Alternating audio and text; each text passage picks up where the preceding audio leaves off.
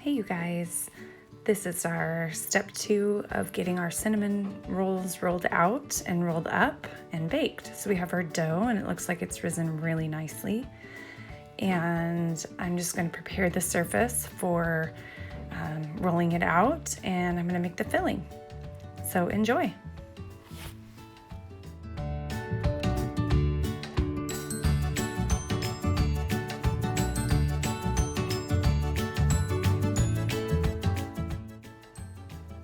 So with our filling, I have a stick of butter and a cup of brown sugar and 2 teaspoons of cinnamon. And I have to be perfectly honest, you guys, I did double this recipe other than what it says on the recipe I provided you. What I provided you says to use half a stick of butter, and I just didn't think that was quite enough to have a good amount of filling over top of the dough. So I did double the filling ingredient recipe, and I'm just mixing that up with a spoon until all the brown sugar and cinnamon is really nice and dissolved. And it's going to take a little while because you have to get that gritty kind of texture out of that brown sugar. It's almost going to look like a little bit like whipped butter. So keep mixing until it's really nice and dissolved and you have a really spreadable, smooth paste.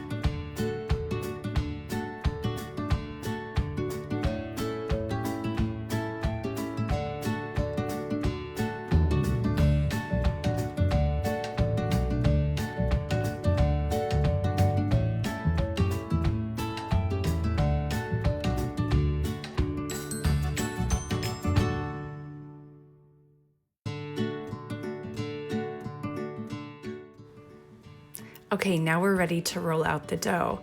I'm getting a new surface. I'm gonna get rid of that old flour, and I had a wet paper towel, and I'm gonna put a little bit of fresh flour down on the counter to prepare a surface that the dough will adhere to and not stick to. Be really careful at this point that you don't add too much flour. And then go ahead and take your dough out of your bowl.